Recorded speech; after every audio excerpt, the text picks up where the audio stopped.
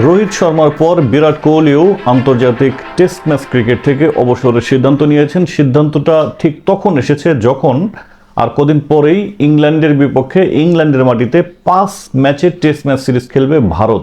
হঠাৎ কেন এমন সিদ্ধান্ত, সেই সিদ্ধান্তর কারণ খোঁজার জন্যই আমরা চেষ্টা করেছি এবং আমরা যতটুকু জানতে পেরেছি, ভারতীয় ক্রিকেট বোর্ড ভারতের সবচেয়ে অভিজ্ঞ এবং সিনিয়র দুই ক্রিকেটার বিরাট কোহলি এবং রোহিত শর্মার ভবিষ্যৎ পরিকল্পনা সম্পর্কে জানতে চেয়েছিল in this format, specially for test match cricket. এবং সেটা জানার পর রোহিত শর্মা অবসরের সিদ্ধান্ত নেন এবং এরপরেই বিরাট কোহলি তিনিও অবসরের সিদ্ধান্ত নেন। তবে তিনি চাইলে ইংল্যান্ডের বিপক্ষে 5 ম্যাচের টেস্ট ম্যাচ সিরিজ খেলতে পারতেন। তবে আমার মনে হয় তারা হয়তো মনক্ষুণ্ণ হয়েছেন যে তাদের কাছে হয়তো ইটস টু আর্লি, যে তাদের কাছে ভবিষ্যৎ পরিকল্পনা জানতে চাওয়া হয়েছে।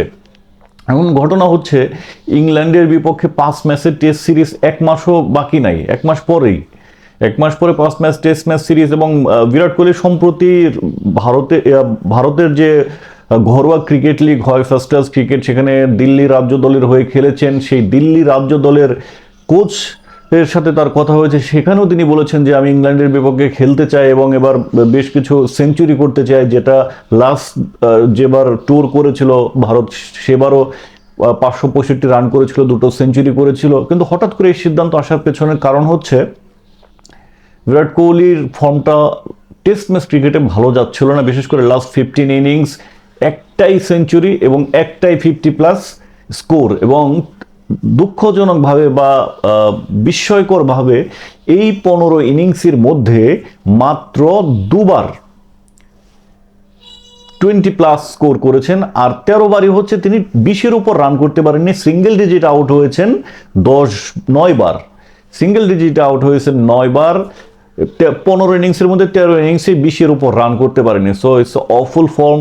সেটা নিয়ে অবশ্যই চিন্তার কারণ ছিল, যে কারণে তিনি ঘরোয়া লিগেও খেলেছেন এবং নিজেকে প্রস্তুত করছিলেন যে সামনের যে ইংল্যান্ড সিরিজ আছে সেখানে ভালো কিছু করবেন। কিন্তু এর আগে যখন সিলেক্টরস এবং বিসিসিআইয়ের পক্ষ থেকে তার ভবিষ্যৎ পরিকল্পনা জানতে চাওয়া হয়, দ্যাট মিনস যে এটা ইন্ডিকেট করে যে আসলে তুমি কবে অবসর নিতে যাচ্ছ এই ফরম্যাট থেকে। তো সেই জিনিসটাকে কোহলি আসলে হয়তো পজিটিভলি নিতে পারেনি, আবার পজিটিভলি নিয়েছেও এই জন্য যেহেতু তার রিসেন্ট ফর্ম ভালো না। সো এটাই সময়। তবে কোহলির একটা স্বপ্ন ছিল টেস্ট ম্যাচ ক্রিকেটে 10,000 রান করা, সেখান থেকে 750-800 রান দূরে ছিল। হয়তো এই যে ইংল্যান্ড সফর খেললে এই 2025 সালেই সেই স্বপ্নটা পূরণ হতো।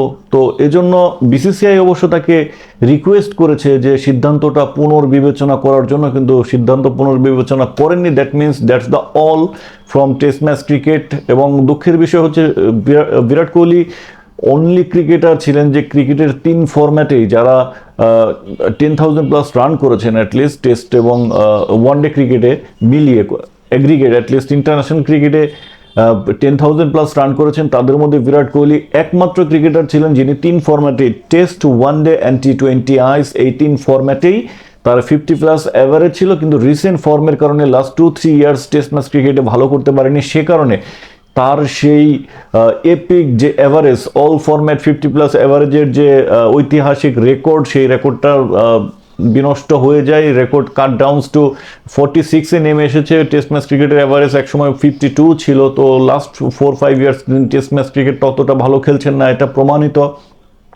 তো এখন যেটাই হোক, ক্রিকেট ইতিহাসের one of the greatest batsman ever played in the history of cricket, both all the format, specially test, T20, one day, যেটাই বলি, বিরাট কোহলি ক্রিকেট ইতিহাসের অন্যতম সেরা ব্যাটার হয়ে থাকবেন। তবে মাঠে থেকে বিদায় নিতে পারলে ভালো হতো। তবে আমার মনে হয় ভারত অবশ্যই চাইবে টেস্ট ম্যাচ ক্রিকেটে কোহলিকে ঘরের মাঠে অন্তত একটা টেস্ট ম্যাচ খেলে বিদায় করে দেওয়ার জন্য। কারণ এটা না হলে হয়তো সমর্থকরা মনক্ষুণ্ণ হবেন, তারা বিষয়টাকে হয়তো ভালোভাবে নেবেন না। তবে এটাই হওয়া উচিত, কিংয়ের মতোই বিদায় দেওয়া উচিত। এভাবে ফেসবুকে পোস্ট করে বিদায় দেওয়াটা আসলে নেওয়াটা খুবই দুঃখজনক। তো দর্শক, কি মনে হয় আসলে Virat Kohli test match cricket থেকে এভাবে বিদায় নেওয়ার কারণটা কি মনে হয়? অবশ্যই কমেন্ট বক্সে জানাবেন।